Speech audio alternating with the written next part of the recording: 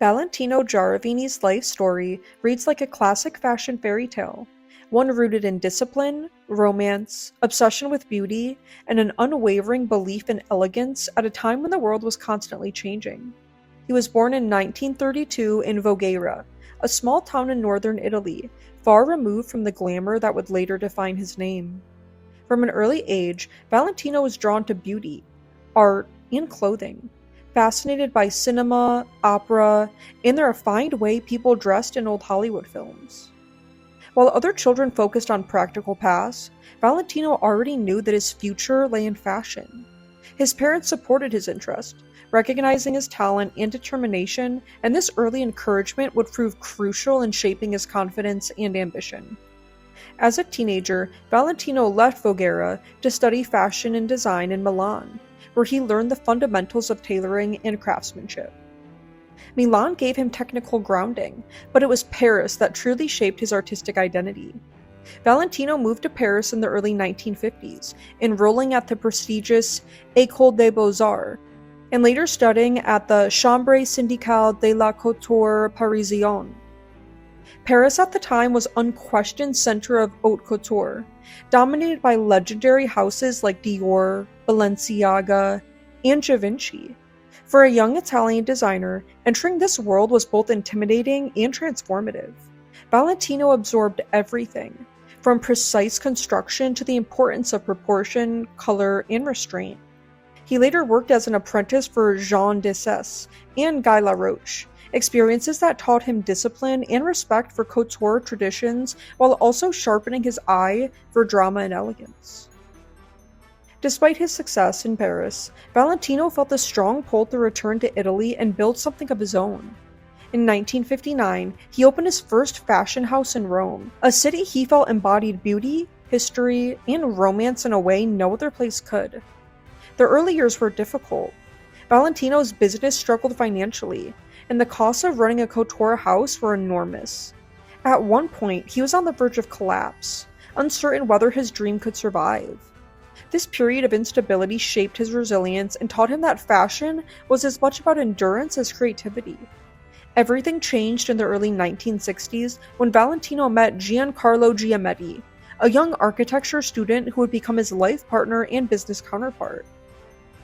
Giametti brought structure, strategy, and financial discipline to Valentino's artistic vision.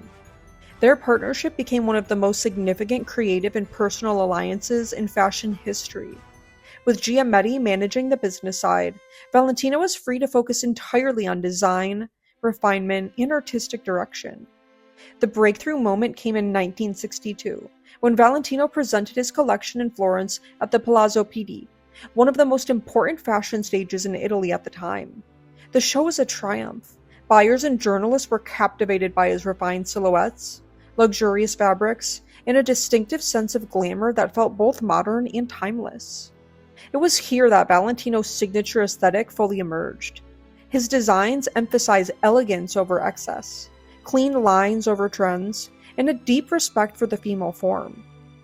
Around this time, Valentino also became closely associated with a particular shade of red that would later be known simply as Valentino red. He believed red represented power, passion, and confidence, and it became a recurring symbol in his collections. The color was not just a design choice, but a statement instantly recognizable and emotionally charged.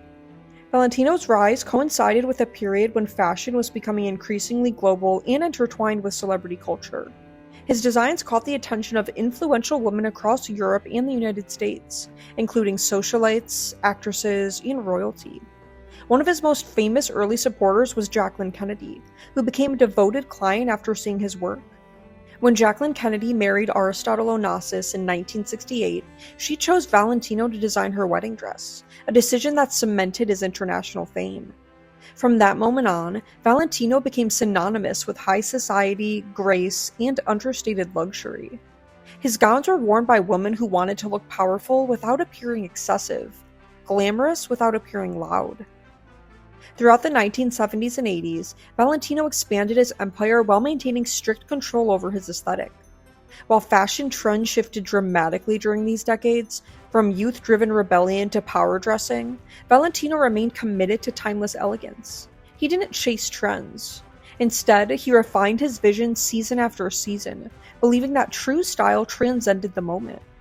This philosophy earned him respect and longevity in an industry often defined by constant change.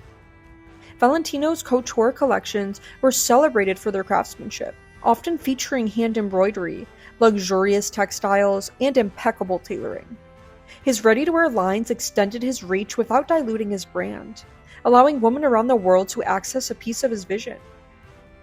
Valentino's personal life was deeply intertwined with his work. He lived surrounded by beauty, art, and ritual, dividing his time between Rome, Paris, and later his home in places like Capri and Chateau de Waideville in France. His lifestyle became legendary, marked by refined taste, devotion to aesthetics, and a sense of old-world grandeur. Yet beneath the glamour, Valentino was known to be intensively disciplined and demanding, both of himself and of those around him. He believed that excellence required rigor, and he expected nothing less than perfection from his atelier. As fashion entered the late 20th century and became increasingly commercialized, Valentino faced the challenge of preserving couture values in a mass-market world. In the 1990s, the fashion industry began consolidating under large luxury groups, and independent houses struggled to compete. Valentino navigated this landscape carefully, eventually selling his company while remaining creatively involved for a time. These changes were not without difficulty, as Valentino was deeply protective of his brand and his identity. Still, his influence remained strong, and his name continued to represent refinement at the highest level. One of the most defining moments of Valentino's later career came in 2008, when he announced his retirement from fashion. The decision marked the end of an era. His final show in Paris was a deeply emotional event, attended by longtime clients, collaborators, and admirers. Models dressing in flowing gowns walked through the room, a setting that reflected Valentino's lifelong devotion to art and beauty. The show felt less like a fashion presentation and more like a farewell to a philosophy of elegance that Valentino had spent decades perfecting. After retiring, Valentino stepped back from the daily demands of the fashion world, but remained a cultural figure. His life and career were documented in the 2008 film, Valentino, The Last Emperor, which offered an intimate look at his creative process, his partnership with Giametti, and the pressures of maintaining a legacy. The documentary revealed a man driven by passion, sensitivity, and an almost obsessive pursuit of beauty.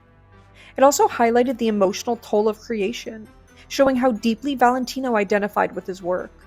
Valentino's influence on fashion and culture extends far beyond clothing. He helped define a vision of femininity rooted in confidence, grace, and restraint. His designs never overwhelmed the woman who wore them. Instead, they enhanced their presence, allowing personality and poise to shine through. In an era increasingly dominated by fast fashion and spectacle, Valentino's work stands as a reminder of the power of craftsmanship and intention. His legacy is visible not only in archives and museums, but in the continued reverence for elegance as a form of expression. Culturally, Valentino represents a bridge between old world and modern global fashion. He respected tradition while understanding the importance of evolution. He proved that a designer could remain true to a singular vision and still achieve international success. His life story reflects themes of devotion, partnership, and the belief that beauty is worth protecting, even when the world seems to move too quickly to notice it. Valentino did not just create dresses. He created moments, identities, and memories that became a part of cultural history. His name endures because it represents more than a brand. It represents a way of seeing the world, one where elegance is not excess, where restraint can be powerful, and where beauty is treated not as a trend, but as a lifelong commitment. Like, comment, and subscribe for daily history and culture content.